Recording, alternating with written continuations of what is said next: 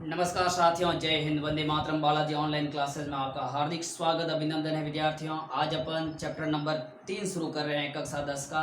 Chapter number 2 अभी शुरू नहीं करूंगा, इसका रीजन है विद्यार्थियों, चैप्टर थोड़ा बड़ा है और मेरे पास इसका एक नोट्स का मटेरियल सेट है, तो अलग हिसाब से मैं आपको चैप्टर कराऊंगा, इसलिए चैप्टर 3 आपके सामने प्रस्तुत कर रहा हूँ। चैप्टर नंबर 3 का नाम है आनुवंशिकी। क्या है? आनुवंशिकी। चैप्टर नंबर 3 का नाम है आनुवंशिकी। क्या है? आनुवंशिकी। और जो चैप्टर 4 है वो 4 नंबर, चैप्टर जो 3 है वो 4 नंबर का है और इसका क्वेश्चन 2+2 में बोर्ड में पूछा जाता है। मतलब इसका कुल क्वेश्चन 1 मिलेगा और बोर्ड में 2+2 नंबर का सवाल आएगा। ठीक है, आगे बढ़िए। अब देखिए आनुवंशिकी क्या होती है। आपने देखा होगा कि मनुष्य अपने समान मनुष्य को पैदा करता है, घोड़ा अपने समान घोड़े की संतति को पैदा करता है, समझ सजीव है, गेहूँ से गेहूँ का बीज बनता है। ठीक है, इसके अलावा बाजरा से बाजरा का पौधा बनता है। तो मतलब ये सभी संतति सेम ही क्यों होती है? कभी आपने सोचा है ऐसा क्या कारण रहा होगा? तो इसका सीधा सा कारण है आनुवंशिकी। क्या है? आनुवंशिकी। आनुवंशिकी को इंग्लिश में जेनेटिक्स बोलते हैं। क्या बोलते हैं? जेनेटिक्स बोलते हैं। और ये जो जेनेटिक शब्द है ये किस भाषा का है? ग्रीक भाषा का शब्द है। तो आनुवंशिकी को इंग्लिश में जेनेटिक्स बोलते हैं। जेनेटिक्स ग्रीक भाषा का शब्द जीन से आया है। किससे आया है? जीन से आया है, जिसका अर्थ होता है लक्षणों का पीढ़ी दर पीढ़ी संचरण। लक्षणों का पीढ़ी दर पीढ़ी संचरण या गमन। तो आनुवंशिकी को अंग्रेजी में जेनेटिक्स बोलते हैं। जेनेटिक्स ग्रीक भाषा का शब्द जीन से आया है और इसका अर्थ होता है लक्षणों का पीढ़ी दर पीढ़ी संचरण। अर्थात आनुवंशिकी में लक्षणों के पीढ़ी दर पीढ़ी के संचरण का अध्ययन किया जाता है। तो परिभाषा है विज्ञान की वह शाखा, विज्ञान की वह शाखा जिसके अंतर्गत, विज्ञान की वह शाखा जिसके अंतर्गत सजीवों के लक्षणों की वंशागति, सजीवों के लक्षणों की वंशागति का अध्ययन किया जाता है, उसे आनुवंशिकी कहते हैं। उसे आनुवंशिकी कहते हैं। इम्पोर्टेंट परिभाषा है, आप इसको हेडिंग आनुवंशिकी डाल के लिखोगे और ये भी नोट करना है। ठीक है, अब आपने जान लिया कि आनुवंशिकी शब्द कहाँ से आया और इसकी परिभाषा क्या है। अब अपन यहाँ जानने का प्रयास करेंगे कि आनुवंशिकता क्या होती है। आनुवंशिकता, आनुवंशिकता देखिए, तो यहाँ पर पैतृक गुणों का एक पीढ़ी से, पैतृक गुणों का एक पीढ़ी से दूसरी पीढ़ी में स्थानांतरण। पैतृक गुणों का एक पीढ़ी से दूसरी पीढ़ी, दूसरी पीढ़ी कौन सी हुई?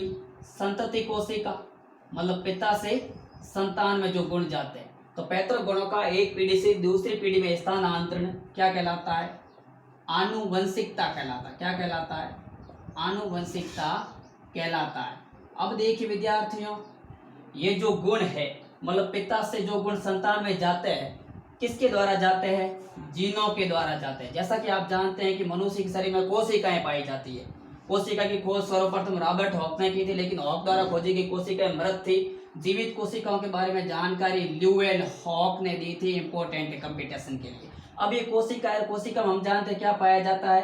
केंद्रक पाया जाता है। और केंद्रक में जो धागेनुमी संरचनाएं पाई जाती है इनको बोलते हैं क्रोमोसोम या गुणसूत्र। क्या बोलते हैं? क्रोमोसोम या गुणसूत्र। और इन्हीं गुणसूत्र पर आनुवंशिकी पदार्थ पाया जाता है, डीएनए। ठीक है, इसी गुणसूत्र मतलब गुणसूत्र पर जीन विद्यमान रहते हैं और इन जीनों पर आनुवंशिक पदार्थ डीएनए पाया जाता है। इसी कारण क्या होते हैं, विभिन्न जो गुण है जैसे बुद्धिमत्ता का गुण है, मनुष्य की शकल है, इसके अलावा और भी कई प्रकार के गुण हैं जो एक पीढ़ी से दूसरी पीढ़ी में क्या होते हैं, संस्कृत होते हैं। ठीक है, अब देखिए ये परिभाषा आप लिखोगे। इसके अलावा देखिए आनुवंशिकी लक्षण क्या होते हैं।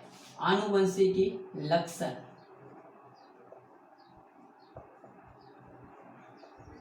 आनुवंशिकी लक्षण तो देखिए लैंगिक जनन के दौरान, किसके दौरान, लैंगिक जनन। लैंगिक जनन में क्या होता है, नर और मादा के मध्य सेक्स की प्रक्रिया होती है, संभोग की प्रक्रिया होती है, सेक्सुअल रिप्रोडक्शन होता है। तो लैंगिक जनन के दौरान युग्मकों का ठीक है, जैसे मान लो पुरुष का एक्स और पुरुष का वाई और महिला का एक्स, या फिर कभी पुरुष का एक्स महिला का एक्स, ऐसे गुणसूत्र जो मिलते हैं वो होते हैं युग्मक। तो लैंगिक जनन के दौरान युग्मकों का एक पीढ़ी मतलब जनक या पिता, एक पीढ़ी से दूसरी पीढ़ी मतलब संतान में गमन क्या कहलाता है, आनुवंशिकी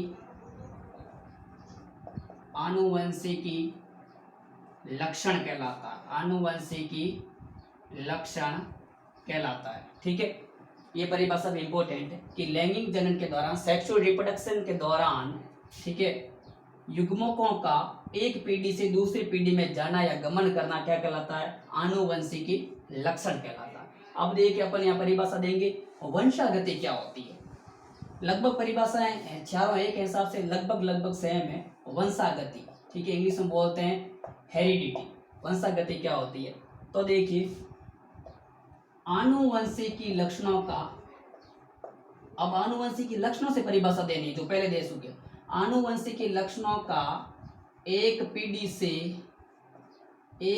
से दूसरी पीढ़ी में जाना, दूसरी पीढ़ी में गमन क्या कहलाता है, वंशागति कहलाता है। क्या कहलाता है, वंशागति कहलाता है। और वंशागति को इंग्लिश में बोलते हैं हेरिडिटी। क्या बोलते हैं, हेरिडिटी, जिसके बारे में जानकारी वैज्ञानिक स्पेंसर ने दी थी। कब दी थी, 1863 में दी थी। ध्यान रखना, जीन शब्द का सर्वप्रथम प्रयोग तो किया था बेट्सन ने। किसने किया था, बेट्सन ने। किसने किया था, बेट्सन ने। कब किया था, 1905 में किया था। लेकिन जो हेरिडिटी है यानी वंशागति है, इसका प्रयोग स्पेंसर ने किया। कब किया, 1863 में किया। अब देखिए कभी कभार क्या होता है कि एक ही जाति के सजीवों में भी गुणों में परस्पर विभिन्नताएं पाई जाती है। ऐसा क्यों होता है, ठीक है, माना कि एक ही संतान है, एक ही पिता की दो संतान है और जुड़वा है, लेकिन दोनों का कभी रंग है या गुण है वो अलग अलग हो जाता है। ऐसा किस कारण होता है, तो ऐसा जीनों के विनिमय के कारण होता है।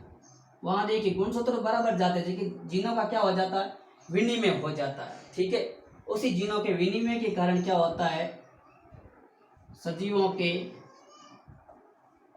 गुणों में भिन्नता पाई जाती है। क्या पाई जाती है, भिन्नता पाई जाती है। प्रश्न बनता अगर कि सजीवों में गुणों में भिन्नता का कारण क्या है, तो जीनों का विनिमय। ठीक है विद्यार्थियों, आज सिर्फ एक परिचय वीडियोस था।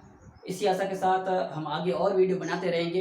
बढ़िया चैप्टर है, 4 नंबर अपन क्या पक्का करना, ज़्यादा बड़ा भी नहीं है। ठीक है, कहाँ से क्वेश्चन बनेगा, क्या बनेगा, वो आपको पूरी जानकारी देंगे। आप अभी भी हमारे चैनल पर पहली बार विजिट करें तो कृपया वीडियो को लाइक करें, सब्सक्राइब करें, शेयर करें। आपका एक लाइक और सब्सक्राइब भी हमें मोटिवेशन देता है। इसी आशा के साथ जय हिंद, जय वंदे मातरम, धन्यवाद।